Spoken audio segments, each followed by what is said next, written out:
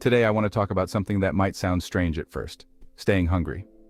And no, I'm not talking about skipping meals. I'm talking about that fire in your belly, that deep drive that pushes you to keep going, even after you've achieved a difficult goal. Think back to when you were a kid. Remember that feeling of wanting something so badly you could taste it? Maybe it was making the sports team, getting perfect grades, or learning to play an instrument. That raw hunger to achieve drove you forward. But something interesting happens as we grow up and taste some success. We often lose that hunger. I learned this lesson from my old neighbor, Mr. Stewart. He started a small restaurant with just 4 tables. When it became successful, he could have sat back and relaxed. Instead, he kept pushing. He learned new techniques, opened more locations, started a cooking school. One day I asked him, "Why do you keep pushing yourself? You've already made it." He smiled and said, "The moment you think you've made it is the moment you start falling behind." Success is like climbing a mountain. Many people think reaching the summit is the end goal. But here's the truth, there is no final summit. Once you reach what you thought was the top, you realize there are higher peaks ahead. The real winners in life are those who look at that new peak and think, "Let's go for it," instead of saying, "I've climbed enough."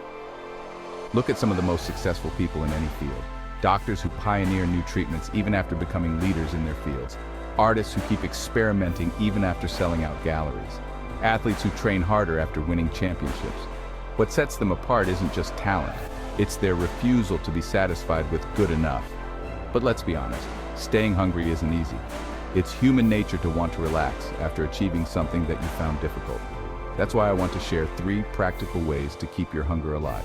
First, celebrate your victories, but make them pit stops, not finish lines. When you hit a goal, give yourself exactly 1 day to celebrate. Then, on day 2, start planning your next move.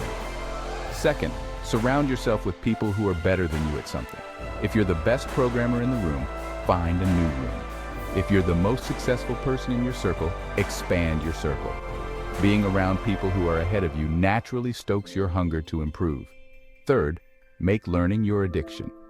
The moment you think you know everything about your field is the moment your hunger starts to die.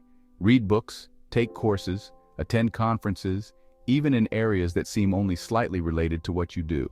Some of the best innovations come from connecting dots between different fields.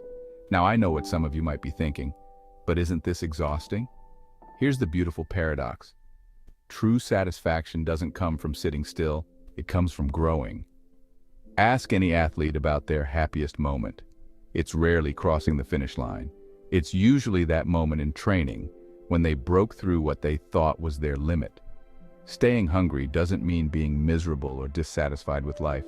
It means maintaining your curiosity, your drive to learn, your willingness to take risks. It means looking at your achievements not as a wall to lean on, but as a foundation to build upon. Remember this, your past successes are like yesterday's meals. They kept you alive yesterday, but they won't nourish you today. Each day requires new effort, new learning, new hunger. So I challenge you, what's your next mountain? What skills do you need to develop? What problems remain unsolved in your field? What impact have you not yet made? Keep asking these questions, keep pushing, keep growing. Because in the end, staying hungry isn't just about achieving more, it's about becoming more. It's about discovering what we are truly capable of. And I promise you, that capability is far greater than you can imagine.